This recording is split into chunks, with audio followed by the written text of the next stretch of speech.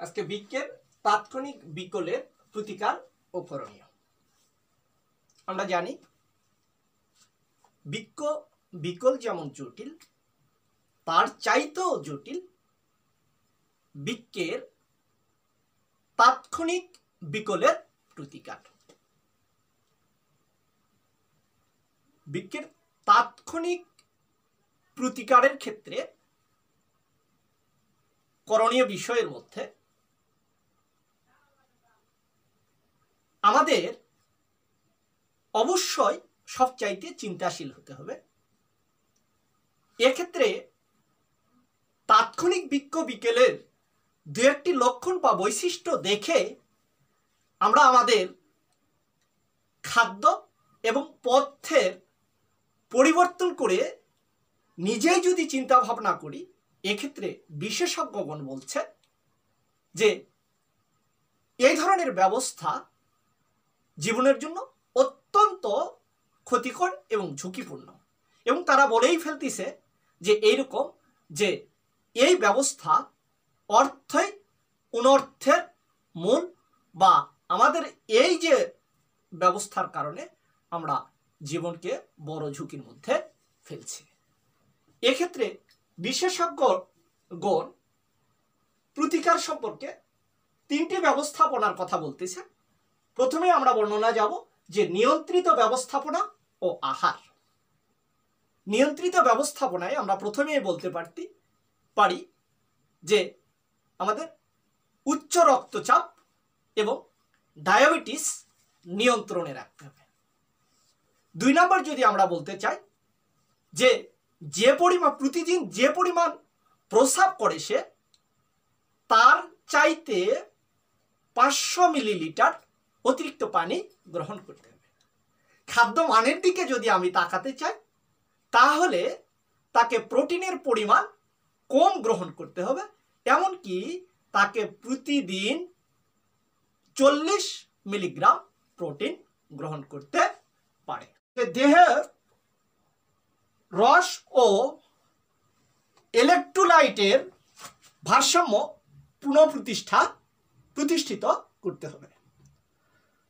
ধূমপান থেকে বিরত থাকতে হবে, এবং পরিবারে যদি 50 ঊর্ধ্ব বয়সে কোনো ব্যক্তির ডায়াবেটিস উচ্চ রক্তচাপ থেকে থাকে, সেক্ষেত্রে ব্যক্তিকে যে নিয়মিতভাবে ডাক্তারের পরামর্শ নিতে হবে।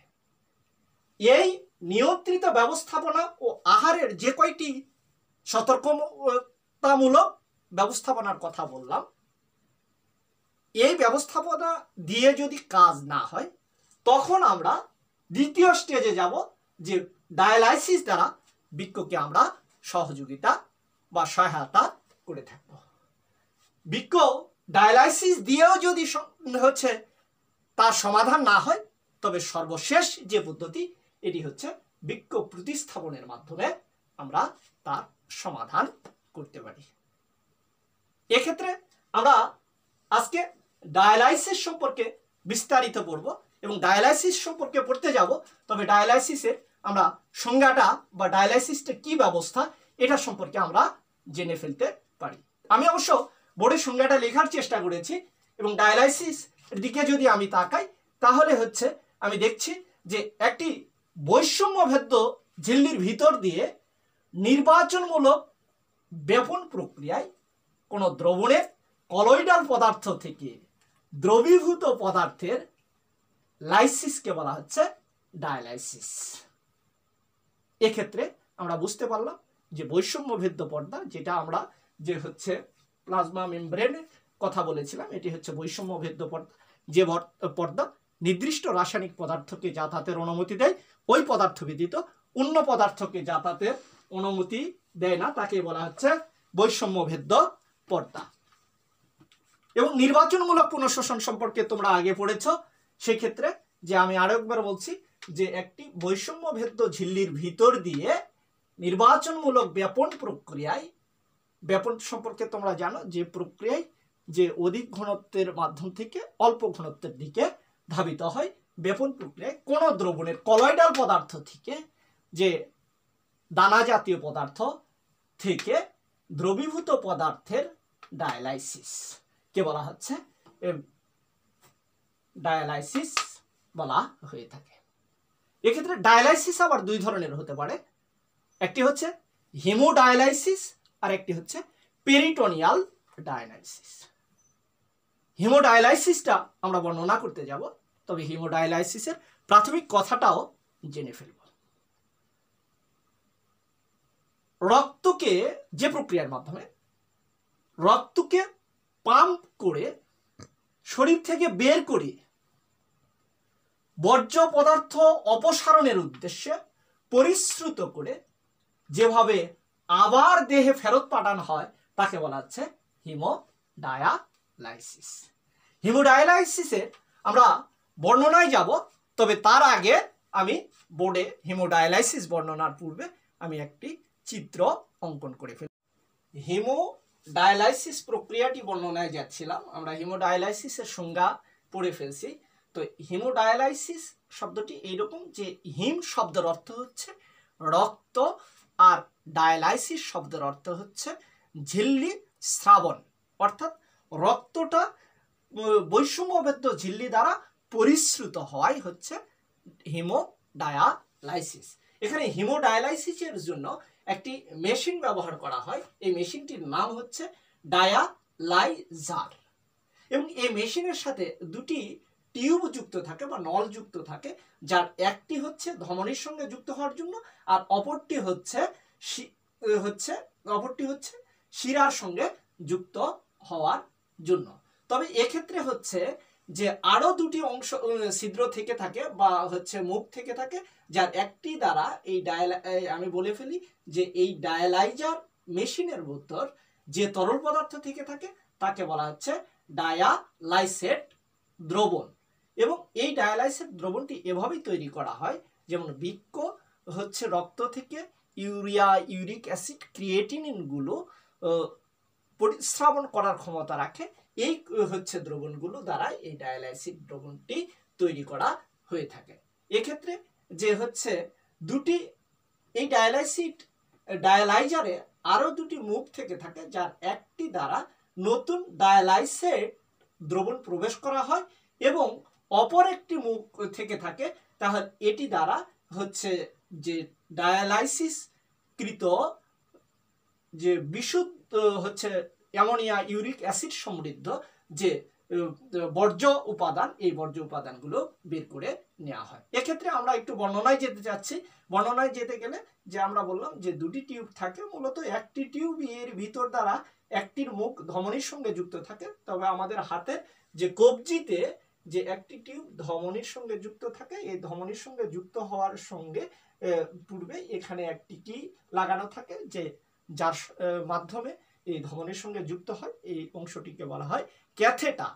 এই ক্যাথেটারের মাধ্যমে এটি ধমনীর সঙ্গে যুক্ত হয়ে থাকে এবং এই টিউবটি ডায়ালাইসেটের ভিতর দিয়ে প্রবেশ করে যে আরেকটি যে মুখটি বের হয়ে আসবে, এই মুখে আরো একটি ক্যাথেটার লাগানো থাকে এবং এটি শিরার সাথে যুক্ত থাকে। তবে এই ডায়ালাইসিস প্রক্রিয়া প্রথমেই যে ধমনীর সঙ্গে যুক্ত এখানে একটি পাম্প মেশিনও ব্যবহার করা হয়ে থাকে, যার মাধ্যমেই মূলত রক্তটি এই ধমনীর সঙ্গে যুক্ত ক্যাথেটার থেকে বা রক্ত কি করে হয়, পাম্প মেশিনের দ্বারা পাম্প করে ধমনীর থেকে এই রক্তটি এই যে হচ্ছে যে টিউব, এই টিউবের মাধ্যমে রক্তটি ডায়ালাইসেট দ্রবণের ভিতরে চালনা করা হয় এবং ডায়ালাইসেট দ্রবণের ভিতরে যখন রক্তটি যাওয়ার ফলশ্রুতিতে এই যে ডায়ালাইসেটে যে আমাদের রক্ত থেকে ইউরিয়া, ইউরিক অ্যাসিড, অন্যান্য দ্রবণীয় উপাদানগুলো বা বর্জ্য পদার্থগুলো সে পরিশ্রুত করে নেয় এবং এই টিউবটি একটি বৈষম্যভেদ্য ঝিল্লির আদলে তৈরি করা হয়েছে। ফলশ্রুতিতে আমাদের রক্তের যে হচ্ছে নাইট্রোজেন ঘটিত বর্জ্য পদার্থগুলো এই ডায়ালাইসেট দ্রবণে পরিত্যক্ত হয় এবং মূলত আমরা বাহির থেকে দেখতে পাচ্ছি মূলত এই টিউবটা এইরকম করে তৈরি করা আছে যে হচ্ছে এখান থেকে এরকম, যখন এর ভিতর দ্বারা এই টিউবের মধ্যে যে আমাদের ধমনী থেকে রক্ত রক্ত প্রবেশ করতেছে, এই রক্তের ভিতর থেকে যে নাইট্রোজেন ঘটিত বর্জ্য পদার্থগুলো ডায়ালাইসিসে ত্যাগ করতেছে এবং বিশুদ্ধ রক্তটি আমাদের কি শিরার মধ্যে প্রবেশ করতেছে। এই প্রক্রিয়ায় মূলত আমাদের বৃক্ক মাধ্যমে যে কাজটি করতে পারতেছিল না, যে নাইট্রোজেন ঘটিত বর্জ্য পদার্থ নিঃসরণ করা, এই ডায়ালাইসিসের মাধ্যমে সেটি করা হচ্ছে। তবে একজন সুস্থ, যদিও ব্যয়বহুল, সেক্ষেত্রে একজন মানুষের যে সপ্তাহে অন্তত 2 বার ডায়ালাইসিস করার প্রয়োজন হয়, আর একবার ডায়ালাইসিস করতে সময় লেগে থাকে 4 থেকে 5 ঘন্টা। তবে যাদেরকে নিয়মিতভাবেই ডায়ালাইসিস করতে হয় তাদের হাতে একটি নির্দিষ্ট ওই যে টিউবের ক্যাথেটার যুক্ত করাই থাকে এবং এই ক্যাথেটারের সঙ্গে একটি টিউবও যুক্ত থেকে থাকে। এক্ষেত্রে আমরা হচ্ছে এই প্রক্রিয়ার মাধ্যমে যে আমাদের রক্ত থেকে নাইট্রোজেন ঘটিত বর্জ্য পদার্থগুলো আমরা নিঃসরণ করতে পারি। এই প্রক্রিয়াটি হচ্ছে ডায়ালাইসিস বা হিমোডায়ালাইসিস প্রক্রিয়া। হিমোডায়ালাইসিস সম্পর্কে বিস্তারিত বলেছি। আমরা বলছিলাম ডায়ালাইসিস 2 ধরনের, একটি হচ্ছে হিমোডায়ালাইসিস আর একটি হচ্ছে পেরিটোনিয়াল ডায়ালাইসিস। এক্ষেত্রে হিমোডায়ালাইসিস এবং পেরিটোনিয়াল ডায়ালাইসিস দ্বারাও যখন রোগীর সুবিধা হচ্ছে না, সেই প্রেক্ষাপটে আমরা দীর্ঘকালীন ব্যবস্থা হিসেবে আমরা বৃক্ক প্রতিস্থাপনটাকেই বেছে নিতে পারি এবং বৃক্ক প্রতিস্থাপনের দীর্ঘকালীন সমাধান হিসেবে রোগীর দেহে একজন সুস্থ সবল ব্যক্তির সুস্থ বৃক্ক স্থাপন করাকেই বলা হচ্ছে বৃক্ক প্রতিস্থাপন। প্রাথমিক চিকিৎসা হিসেবে ডায়ালাইসিস সুবিধা হলেও আমরা দীর্ঘকালীন সুবিধার জন্য বৃক্ক প্রতিস্থাপনই যথোপযুক্ত ব্যবস্থা। তবে প্রাথমিকভাবে এটি অত্যন্ত ব্যয়সাপেক্ষ মনে হতে পারে, তবে রোগীর বেঁচে থাকার জন্য এটি উপযুক্ত ব্যবস্থা। এক্ষেত্রে বৃক্ক প্রতিস্থাপনের ক্ষেত্রে আমাদের কতগুলো সতর্কতামূলক ব্যবস্থা গ্রহণ করতে হয়। যদি সতর্কতামূলক ব্যবস্থাগুলোর ক্ষেত্রে বলতে যাই, তাহলে প্রথমে আমাদের বলতে হবে যে দাতা যেই হোক না কেন, একটি সুস্থ সবল বৃক্কের দাতা যেই হোক না কেন, তার দেহ থেকে এই সুস্থ বৃক্কটি গ্রহণের 48 ঘন্টা মধ্যেই রোগীর দেহে স্থানান্তর করতে হবে। তবে এই 48 ঘন্টা যতক্ষণ পর্যন্ত এই বৃক্কটি বাহিরে রয়েছে, ততক্ষণ পর্যন্ত এই বৃক্কের উপরে যে মেশিন দ্বারা স্যালাইনের পানি প্রবাহিত করা হয়ে থাকে। আর দাতা মৃত হলে সদ্য মৃত দাতা থেকে বৃক্ক সংগ্রহ করতে হবে। 2 নম্বর যদি আমরা বলি সতর্কতামূলক অবস্থা হিসেবে, যে একটি সুস্থ বৃক্ক সংগৃহীত হতে হবে। 3 নম্বর ক্ষেত্রে যদি আমরা বলতে চাই, তাহলে বৃক্কদাতার ও গ্রহীতার রক্ত গ্রুপ ও টিস্যুর ধরন একই হতে হবে। এবং সর্বশেষ এবং 4 নম্বর সতর্কতামূলক ব্যবস্থা যদি আমরা বলতে চাই, তাহলে যে দাতার,